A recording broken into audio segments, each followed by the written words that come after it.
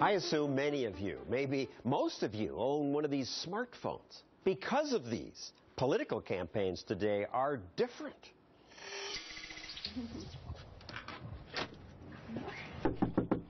We're volunteers with the Ted Cruz campaign. I was wondering if we could ask you a couple of questions. Absolutely.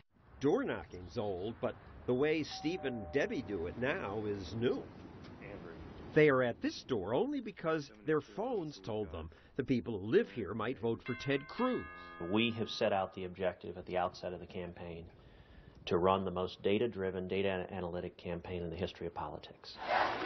Obama did that both times he ran. The Obama campaign had a secret weapon that it used to defeat Mitt Romney, a highly technical, sophisticated data mining operation. Beyond anything that modern political campaigns have seen. The campaign manager for the Obama campaign said that the biggest institutional advantage they had over the Romney campaign was its use of data. Emily Ekins studies how data influences politics. Many Republican insiders tended to be very exclusive and a little bit closed-minded when it came to using new methodologies. However, after 2012, that changed. They are a Super Bowl team that we ought to respect deeply. The Obama campaign tested everything. They said that they conducted more than 500 different experiments on their websites. They found that when they had a picture of President Obama with an inspirational quote, they raised significantly more money than when they had the same page but just a picture of Obama. Obama's data operation was led by Harper Reid. The Obama campaign's real heroes. Harper Reid, the technology mastermind behind Obama's win. I'm an incredible person. This is a very straightforward thing here. You got credit for Obama's victory. I was just a cog. I just looked differently, so the media didn't know what to do with me. The media said the Romney campaign was high-tech. On Election Day, the campaign will activate a sophisticated system for tracking their get-out-the-vote efforts. But we know how that story ends. Romney had 4 people working in data analytics. Obama had 50. And he had something called Project Narwhal, a data program with a code name. He named it Narwhal after a whale of amazing strength. The actual truth is pretty boring. So we named it Narwhal because we wanted a code name that would be fun to say. People were like, Narwhal. You know, it was kind of a joke, really. And once it leaked, nobody knew what to do because suddenly there was this mythical narwhal. And then everyone was like, what's narwhal? Meanwhile, Romney's team had Orca, a database named for another sea creature. On Election Day, it crashed. You literally had 35,000 volunteers whose job was to get out the vote, wandering around like zombies with no direction. Have the Republicans now caught up? If they haven't caught up, it's their fault. She's definitely considering Ted, which is fantastic. We have caught up, says the Cruz campaign. I went and bought a copy of David Plouffe, Obama's campaign manager's book, The Audacity to Win, gave it to our senior team. Said we are going to nakedly and shamelessly emulate this.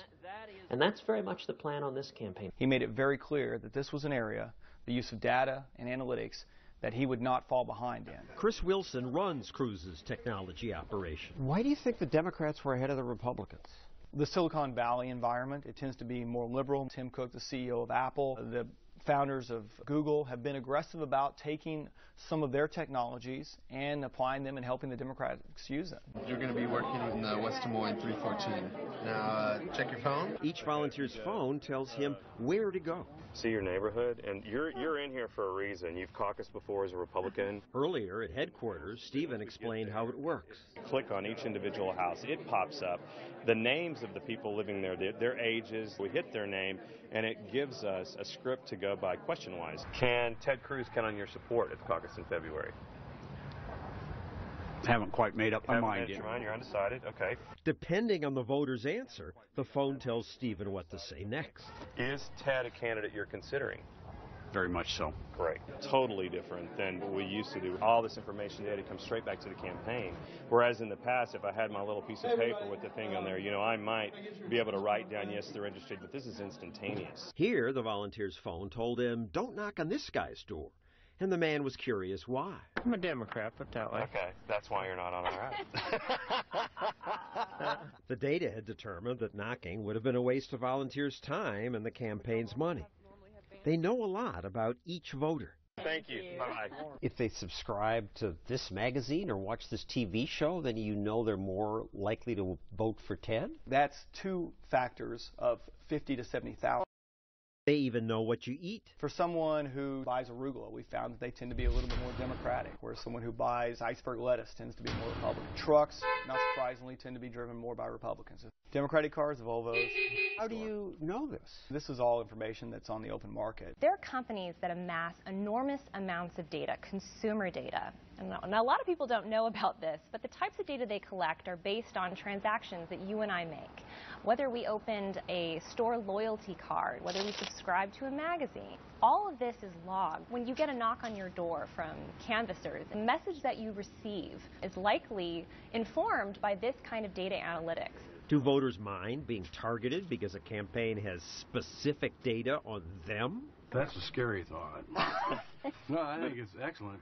Use every tool we can because we have to defeat those people that are using them. The corporate world has done this for years. One day, an angry father showed up at a Target store and asked to speak to the manager. The manager came out and the father said, "You've been sending my high school-age daughter ads and coupons for baby cribs and diapers. She's in high school. You're encouraging her to get pregnant."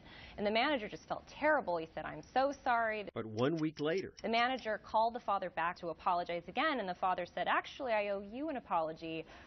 I just spoke with my daughter, my teenage daughter. It turns out she's pregnant." Target knew before Dad did.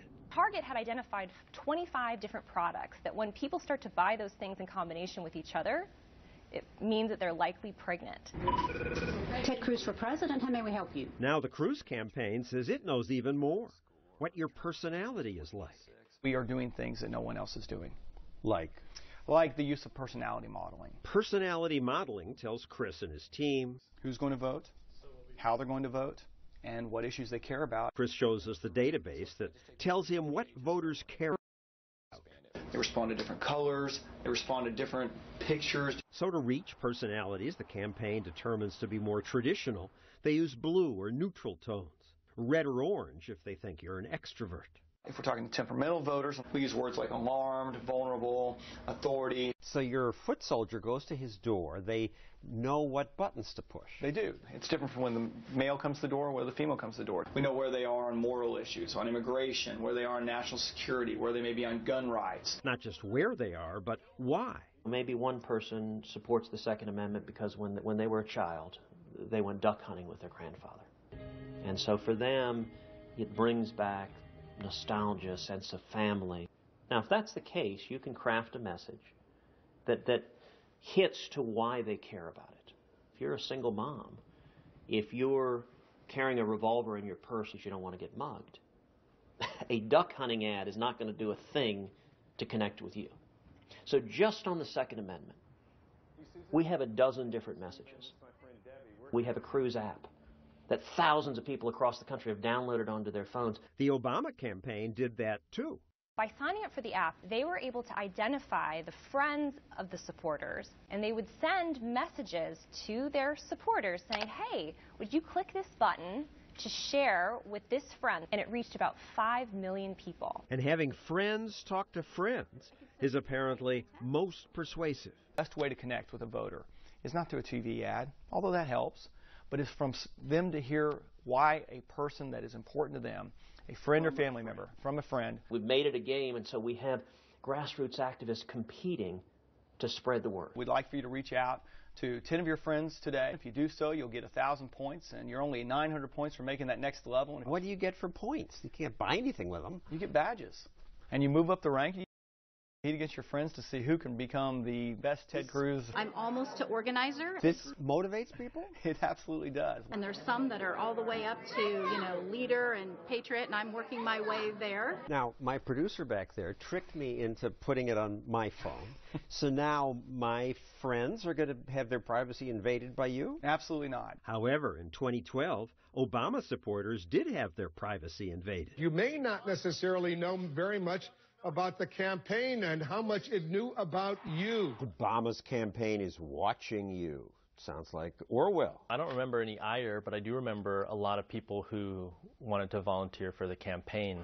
Innovation doesn't work without it being accessible. But people were very uncomfortable, and as a result, Facebook decided to shut down this feature. Sounds like Ted Cruz is doing something pretty close. The difference is this time they're telling you that they are going through your friend list, and they ask for your permission, and they tell you everything that they collect. Shouldn't we be nervous that our candidates are spying on us? Some people feel that it's a little manipulative, that campaigns are trying to use this data to shape behavior, try to tell you what you want to hear. This is sleazy. It just lets you pander to certain people, give them what they want. If I'm talking to you about Common Core and the only thing you care about is foreign policy, defeating ISIS, making sure the Iran treaty is thrown out on the first day in office, well then I've done a complete disservice to you as a voter because you don't know where Ted Cruz stands.